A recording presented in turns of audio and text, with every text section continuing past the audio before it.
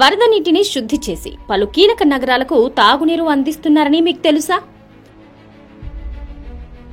దక్షిణ బీహార్ ప్రాంతంలోని నలంద, గయా, బోధ్గయా, నవాడా పట్టణ ప్రాంతాలకు సురక్షిత తాగునీరు అందించేలా 2 దశల్లో గంగాజల్ ఆపూర్తి యోజన ప్రాజెక్టును పూర్తి చేసి అందుబాటులోకి తీసుకొచ్చింది MEIL. ఈ ప్రాజెక్టులో భాగంగా మొదటి దశలో వరదల సమయంలో గంగా నది నుంచి నీటిని తీసుకునేందుకు వీలుగా హతేధా దగ్గర ఇంటెక్ వెల్ తో పాటు 11 పంపులతో పంప్ హౌస్ ను నిర్మించారు. ఇక్కడి నుంచి గంగా జలాలను రాజ్గిర్, గయా మరియు గిర్యాక్లలో ఏర్పాటు చేసిన భారీ రిజర్వాయర్లకు నీటిని తరలించి నిల్వ చేస్తారు. వీటిలో గయలో 1 TMCకి పైగా సామర్థ్యంతో భారీ రిజర్వాయర్ను నిర్మించారు. ఇలా ఈ 3 రిజర్వాయర్లకు తరలించిన నీటిని రాజ్గిర్లో రోజుకి 2 కోట్లకు పైగా లీటర్ల సామర్థ్యంతో, గయలో రోజుకి 18 కోట్లకు పైగా లీటర్ల సామర్థ్యంతోనూ నీటిని శుద్ధి చేసేలా వాటర్ ట్రీట్మెంట్ ప్లాంట్లు ఏర్పాటు చేశారు. అంతేకాకుండా తేతర దగ్గర నీటిని నిల్వ చేసేందుకు వీలుగా మరో రిజర్వాయర్ను సైతం నిర్మించారు.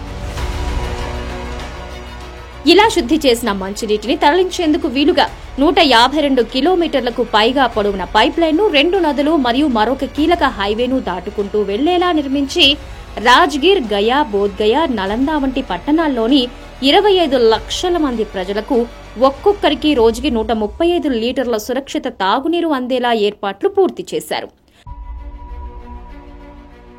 మొదటి దశ పనులను అనేక అడ్డంకులను ఎదుర్కొంటూ అతి తక్కువ సమయంలోనే అనగా 32 నెలల్లోనే పనులు పూర్తి చేసి అందుబాటులోకి తీసుకొచ్చారు.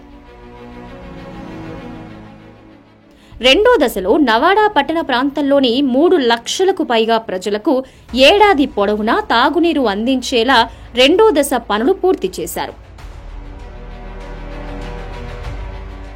ఇందులో పౌర నవాడా దగ్గర రోజుకి 3 కోట్ల లీటర్లకు పైగా సామర్థ్యంతో నీటిని శుద్ధి చేసేలా వాటర్ ట్రీట్మెంట్ ప్లాంట్ నిర్మించడంతో పాటు ఆ నీటిని నవాడా పట్టణంలోని స్టోరేజ్ ట్యాంకులకు తరలించడానికి వీలుగా 34 కిలోమీటర్లకు పైగా పొడవున పైప్ లైన్ నిర్మించారు.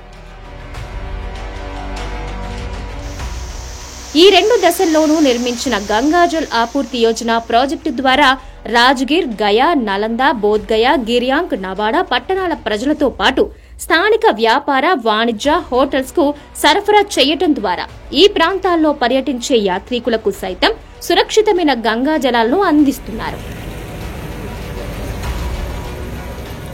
ఇలా వరదల సమయంలో వృధాగా పోతున్న వరద నీటిని తాగునీటి అవసరాలకు అనుగుణంగా శుద్ధి చేసి ఉపయోగించడం దేశంలో ఇదే మొదటిసారి. అందుకే ఈ ప్రాజెక్టు 2022లో స్కోచ్ గవర్నెన్స్ సిల్వర్ అవార్డుతో పాటు 2023లో central board of irrigation and power నుంచి జాతీయ అవార్డు సైతం దక్కించుకుంది.